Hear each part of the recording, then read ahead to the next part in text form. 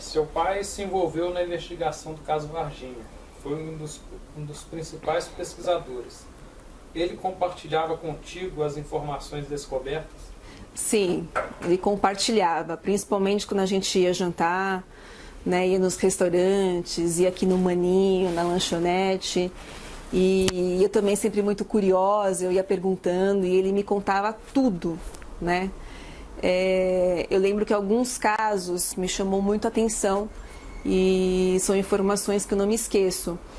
Eu lembro que ele contou para mim que ele teve contato com a pessoa que trabalhava na época com o Badan Palhares, que fez autópsia de um dos seres, né, dentro da Unicamp. Essa pessoa trabalhou com o Badan, né, eu acho que era uma assistente dele. E ela contou para o meu pai em off, né, pediu para não divulgar essas informações, que eram informações confidenciais, que ela não podia estar falando, inclusive. Mas ele falou, o Badan, ele afirmou que essa criatura, né, foi comprovado através de testes, que ele tinha o mesmo número de pares de cromossomos que nós, o que chamou muito a atenção.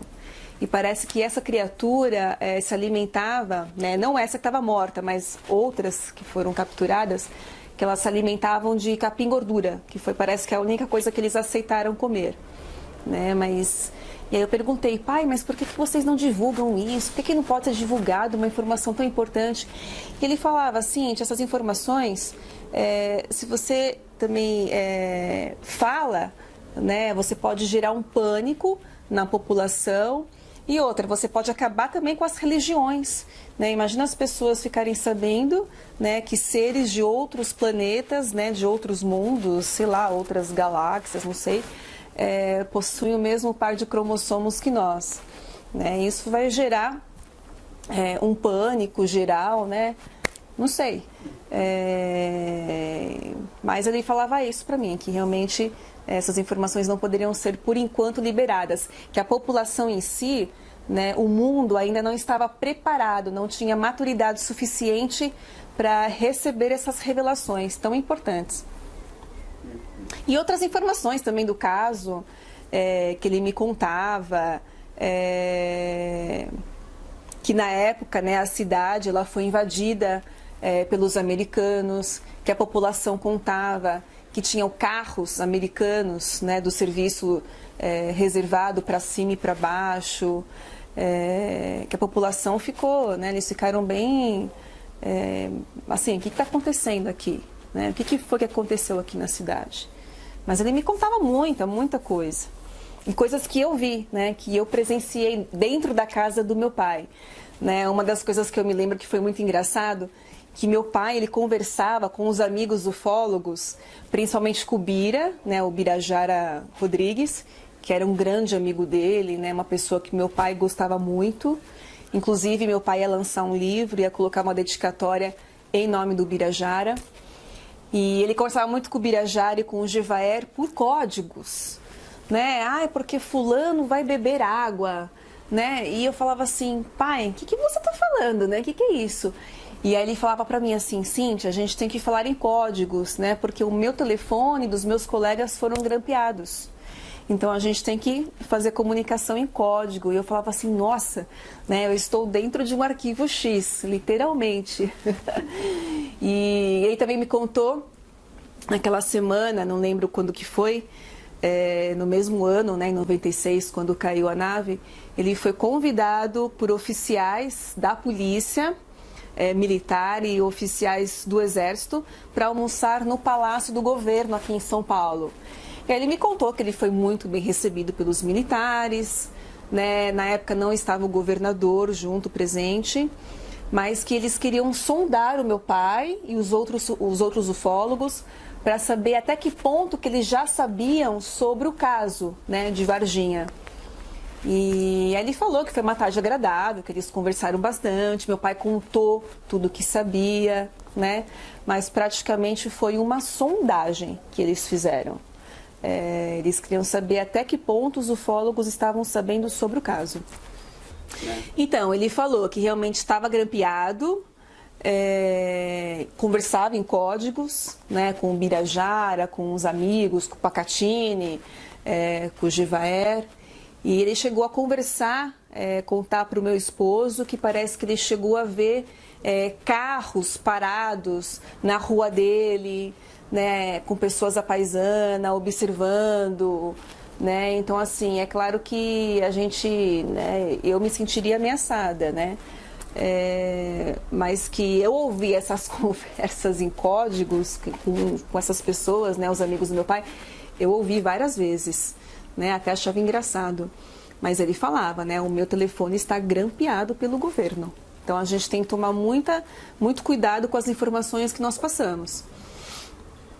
Você detalhou para a gente que durante as pesquisas na Unicamp, o seu pai conversou parece com uma pessoa que controlava o acesso de veículos à Unicamp e que ele confirmou para o seu pai que vários veículos de americanos estavam entrando e saindo da embaixada, estavam entrando e saindo da Unicamp. Sim, parece que um porteiro, um militar, né, ele também falou para mim e para o meu esposo que estava fazendo, né, catalogando os carros que entravam e saindo, fazendo a segurança, e que ele relatou, né, realmente para o meu pai que nessa época, né, tiveram vários carros da embaixada americana, do governo americano, que entraram e saíram do local, né, que aliás a cidade foi invadida pelos americanos e que o Brasil fez um acordo bilateral com os americanos, né, em troca de investimento científico, né? Os americanos fizeram investimento científico no Brasil para pesquisas,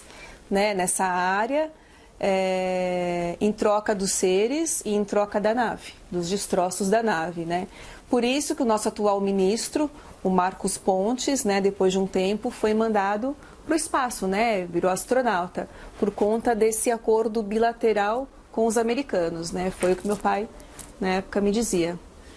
Na opinião do seu pai, então, ele tinha assim a convicção de que tanto as criaturas quanto os destroços do objeto que caiu na fazenda Maiorinha, o seu pai, segundo o que ele apurou na época, tudo foi levado para os Estados Unidos. Sim, sim. Pelo que ele falou, nada ficou aqui, né? Tudo foi levado pelos americanos em troca desse investimento científico, né? Essas criaturas todas foram levadas embora, as testemunhas foram abafadas, né? Algumas até eles deixam cair no descrédito, sendo até ridicularizadas, né? Mas ele falou que devem ter mais ou menos, acho que no total quase 7 seres capturados, pelo que meu pai acreditava, né? Que esses seres foram levados pelos americanos. Então, meu pai me relatou que na época, dentro da Unicamp, né, o soldado que ficava lá na porta fazendo o controle de entrada e saída de veículos relatou para ele, né, que ele anotou na pranchetinha, né, que naquele período muitos carros da embaixada americana entraram e saíram da Unicamp, né, que a cidade praticamente foi invadida pelos americanos. Seu pai coletou o depoimento do Carlos de Souza, que testemunhou a queda do OVNI na fazenda Maioline. Queria que você detalhasse como é que foi esse depoimento, que você teve o privilégio de acompanhar na época. Então, o depoimento do Carlos, não sei se o Carlos vai se lembrar de mim, mas eu estava presente no dia que ele foi na casa do meu pai, né? Meu pai na época já era separado da minha mãe, mas eu vivia muito na casa do meu pai. Nesse dia meu pai recebeu o Carlos e ele falou para mim: Cíntia, se você quiser ficar presente, né, eu vou receber uma pessoa aqui que vai me dar um depoimento sobre o caso Varginha. E eu, muito curiosa, fiquei no sofá lá quietinho ouvindo. E o Carlos, né, ele estava assim altamente nervoso, né? Hoje eu sou psicóloga, mas na época era uma mocinha, né, 17 anos, 96. Mas eu lembro da expressão corporal do Carlos, né? Ele tremia muito, ele fumava muito, ele estava altamente emocionado dando depoimento. Por quê? Porque ele falou que ele foi ameaçado por pessoas do governo, né? E outra, alguns poucos amigos que ele chegou a contar o que tinha acontecido, não acreditaram nele, né? Falaram: você está ficando louco da sua cabeça. Então ele também ficou muito triste. Então ele demorou um tempo para procurar o meu pai, entrar em contato com os ufólogos e dar o depoimento dele. Mas eu lembro assim, praticamente das palavras que ele usou, né? Aquilo me marcou muito. Eu lembro que ele estava na casa do meu pai e eu lembro que ele relatou que ele estava na estrada, viajando pela manhã, e ele viu, né, aquela nave caindo, aquele objeto de forma de um charuto, né, um submarino, né, caindo de forma devagar, né, fumaça. E ele parece que é piloto, né, de ultraleve. E ele pensou com ele, poxa, como eu sou piloto, deixa eu até lá ajudar, né? Porque no pensamento dele, ele acreditava que seria uma nave de pequeno porte, um avião de pequeno porte, né? Desculpa, que caiu no mato. Ele pegou o carro dele, foi seguindo aquele objeto, estacionou o carro depois de um tempo e adentrou a mata até o local da queda. E ele falou, quando ele chegou até o local, ele falou que já viu o pessoal do exército, né, várias pessoas do exército, coletando pedaços de objetos que estavam no chão, os fragmentos da nave, né, fragmentos metálicos. Ele falou que já tinha caminhões do exército, se eu não me engano, eu acho que também tinha um helicóptero. E ele falou que ele viu um pedaço, né, de metal, e ele pegou esse pedaço de metal. E ele falou que ele manipulou esse pedaço de metal, chegou a amassá-lo, e esse pedaço de metal ele voltou à sua forma original, como se fosse um papel alumínio que voltou, né, assim, para sua forma original e se desamassou sozinho. E ele falou que ele ficou muito assustado com aquilo, né, que ele ficou lá escondido observando. E que de repente ele falou que sentiu alguém tocando no ombro dele. Ele falou que ele virou e era um rapaz alto, um rapaz negro do exército, né? Não me recordo a patente do militar.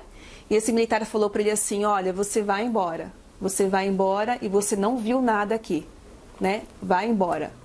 Ele ficou muito assustado, ele pegou e foi embora. Aí ele continuou, pegou o carro dele, continuou na estrada. Ele falou que mais pra frente ele parou num posto, num restaurante para comer. E nisso ele falou que ele viu um carro chegando com duas pessoas, a paisana, que o abordaram. E chegaram praticamente com um relatório da vida dele, né? Olha, você é o Carlos de tal? Né? Ele falou sim. Olha, sua família, né? E praticamente relatou o nome dos familiares dele, né? Ó, sua esposa chama tal. Não é verdade? Ele falou sim. Ele falou, pois bem.